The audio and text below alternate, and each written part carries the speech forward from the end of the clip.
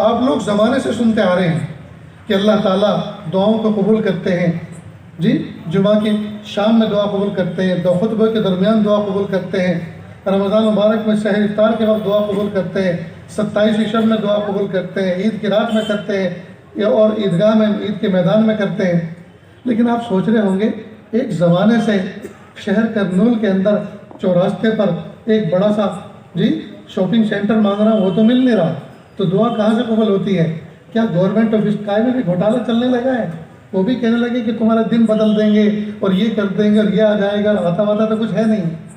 تو کیا اللہ تعالیٰ کے وعدوں میں بھی کچھ وعدہ خلافی ہو رہی ہے؟ خدا کی قسم، اللہ سے سچا اللہ سے بڑا کوئی ہو سکتا ہے؟ اس کے پاس تو نعمتوں کے خزانے ہیں اور اس کے کسی کام کے نہیں ہیں، اس نے بنائی ہیں دینے کے لیے، بس ہم لینے والے بن جائیں۔ تو ایک کنسیپٹ ہے یہاں، ایک شک ہے کہ دعا مانگ رہے ہیں قبول کیوں نہیں ہوتی؟ ایک بات سمجھ لیں دوستو، اللہ نے فرمایا ادعونی استجب لکم، اللہ کا وعدہ سچا، اللہ کے نبی سچے، اللہ کا فرشتہ سچا، سچے فرشتے کے ذریعے سچے کلام میں سچے نبی پر اللہ نے فرمایا ادعونی استجب لکم، مجھ سے مانگو میں تمہاری دعاؤں قبول کروں گا۔ تو پھر قبول ہو کیوں نہیں رہی؟ اس کا یہ مطلب ہرگز نہیں ہے کہ جو مانگو وہی ملے گا اور جس وقت مانگو اسی وقت ملے گا، ایسا نہیں، ایسا نہیں۔ سوال یہ پیدا ہوتا ہے پھر یہ کیوں کہا مانگو دوں گا؟ اللہ نے فرمایا ہاں مانگو میں دوں گا۔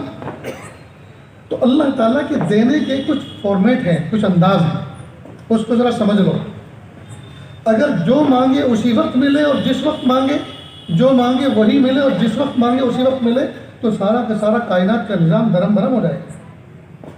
مثلاً اگر اس آیت کا مطلب یہی ہے جو مانگو گے وہی دیں گے اور جس وقت مانگو اسی وقت دیں گے، تو کوئی ایم ایل اے نہیں رہے گا، ایم پی نہیں رہے گا، اور کوئی دلہا نہیں رہے گا، نظام دھرم بھرم ہو جائے گا کہ نہیں؟ اس لیے کہ مان لو تھوڑی دیر کے لیے کہ اللہ نے کہہ رکھا جو مانگو گی میں دوں گا، تو راہ چلتے ہوئے کسی خوبصورت عورت کو دیکھے گا اور فوراً دعا کرے گا اللہ اس کا شوہر مر جائے یہ مجھے مل جائے، تو بربادی آئے گی کہ نہیں آئے گی؟ ایم ایل اے صاحب کو دیکھو، یہ تو شیروانی میں بڑے اچھے لگ رہے ہیں، یہ تو گاڑی سے اترتے ہوئے بڑے اچھے لگتے ہیں، چلو اللہ ان کو ہٹاؤ مجھے بلاؤ۔ تو اگر دعا اسی کو قبول ہوگی تو ان کا کیا؟ وہ جو محنت کی اور امریکہ چھوڑ کر آئے خدمت خلق کے لیے، اس کا کیا؟ اور سوچے ہوئے خواب اور سوچے ہوئے ارادے، ان کا کیا؟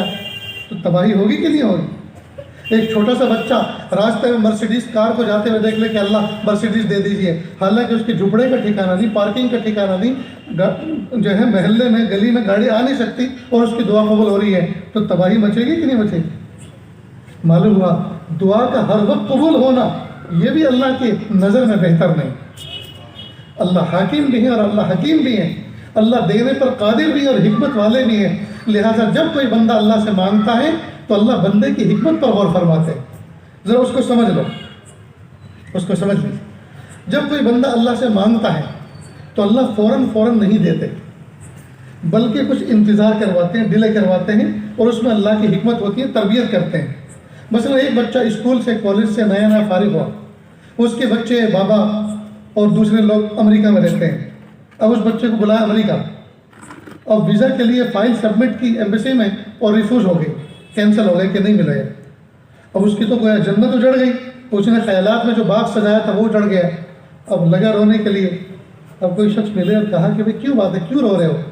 کہا میں امریکہ جانا چاہتا تھا اور ویزا کے کاغذات کینسل ہو گئے، اب میں کیا کروں؟ کہا امریکہ کوئی جنت تھوڑی ہے، کیوں پریشان ہو رہے ہو؟ تم سب سے پہلا کام یہ کرو 40 دن جماعت میں چلے جاؤ، اللہ کرو، دین سیکھو، نماز سیکھو، دعائیں سیکھو، تہجد میں اللہ سے مانگو، اللہ خیر کریں گے۔ اب یہ گئے 40 دن جماعت میں، چہرے پہ نور بھی آ گیا، سجدے کا نشان بھی آ گیا، نمازوں میں کا شوق بھی آ گیا، دعا مانگنے کا مزاج بھی بن گیا۔ اب اس کے دل کے اندر ایک ٹھہراؤ اور ٹھنڈک پیدا ہو گئی۔ ٹھیک، جب یہ جماعت سے آیا پھر کہا کہ اب کیا ارادہ ہے کہ دوبارہ فائل سبمٹ کرنی ہے۔ کہا کتنے دن میں؟ کہ 15-20 دن اور لگیں گے۔ تو سنو، جماعت میں تو جا کر آئے، نماز پہ تو آ گئے، ایسا کرو کسی اللہ کے ولی کی صحبت میں جاؤ اور ان کے خانقاہ میں جا کر کچھ دن ٹھہرو اور وہ جو معمولات اور ذکر و اذکار بتائیں وہ کرو، انشاءاللہ اور روحانی ترقی ہوگی۔ اب یہ وہاں چلا گیا۔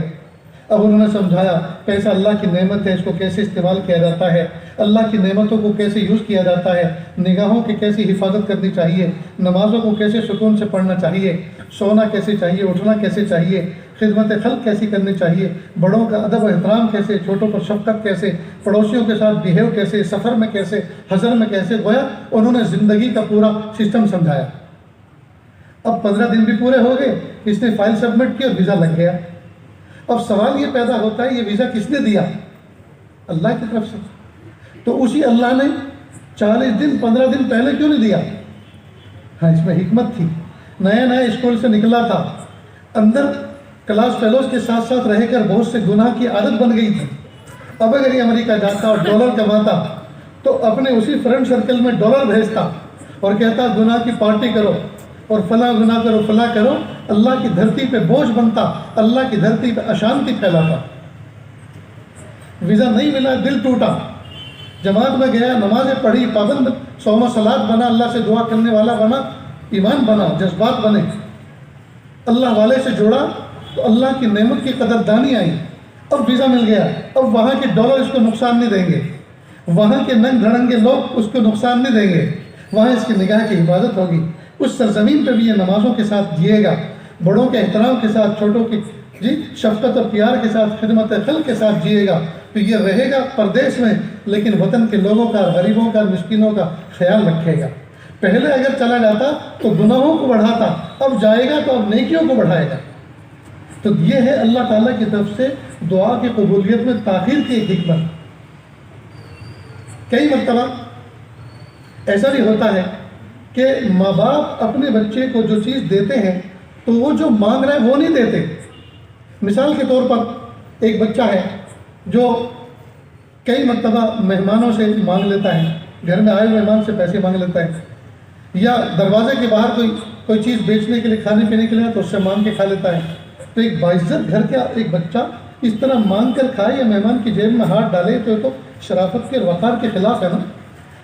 ماں باپ کو پتہ چلا تو باپ نے ایک مرتبہ اس کو سخت ڈانٹا، خبردار تم نے کسی مہمان سے پیسے مانگے یا ان کی جیب میں ہاتھ ڈالا یا کسی سے بھیک مانگ کر کھایا، خبردار ہم سے مانگو ہم دیں گے۔ اب اس نے کان پکڑے، توبہ کر لی۔ اب 2-3 دن کے بعد باپ گئے شہر حیدرآباد، رمضان کی تیاری کے لیے کچھ گروسری اور کچھ کچن کا سامان لے کر آئے۔ لیٹ نائٹ پہنچے، بیگ رکھا ہوا تھا، صبح کو بچہ اٹھا، ابو کا بیگ کھولا، اس میں بڑی خوبصورت سی ایک چھری نظر آئی، اسے بڑی اچھی لگی، اس نے اس سے کھیلنا شروع کیا۔ اس کی امی نے دیکھا اوہ چھری سے کھیل رہا ہے، یہ تو ہاتھ واتھ کٹا سکتا ہے، تو حکمت سے اس سے لے لی۔ جیسے لی تو اس نے رونا شروع کیا۔ باپ نے پوچھا منع کو کیوں رلایا کہ یہ چھری سے کھیل رہا ہے؟ کہ ہاں مت دو اس کو، 3 دن پہلے تو یہ کہا تھا کہ جب بھی کسی چیز کی ضرورت ہو ہم سے مانگو ہم دیں گے، اور آج چھری پسند آئی مانگ رہے تو نہیں دے رہے، تو جھوٹ ہے کہ نہیں؟ لیکن سچ بتاؤ دوستو، نادان بچے کو چھری مانگنے پر چھری کھیلنے کے لیے دینا، کہ یہ عقل مندی ہے؟ یہ عقل مندی تو نہیں ہے نا۔ ٹھیک اسی طرح اچھا اب جب بچہ رو رہا ہے اور چھری نہیں دے رہے تو کیا اس کو روتے ہوئے ایسے ہی چھوڑ دیں گے؟ نہیں، چھری سے اچھی چیز کوئی کیڈبری چاکلیٹ فریج میں سے نکال کر دیں گے، کوئی پھل دیں گے، کوئی اور چیز دیں گے، کوئی کھلونا دیں گے یا نقد پیسے دیں گے۔ چھری سے بہتر جو چیز بچے کے حق میں ہے وہ دیں گے۔ ٹھیک اسی طرح بندہ کئی مرتبہ اللہ سے کوئی چیز مانگتا ہے لیکن اللہ کے علم میں وہ چیز اس بندے کے حق میں چھری سے زیادہ خطرناک ہوتی ہے، تو اللہ وہ نہیں دیتے، اس سے بہتر چیز عطا فرماتے۔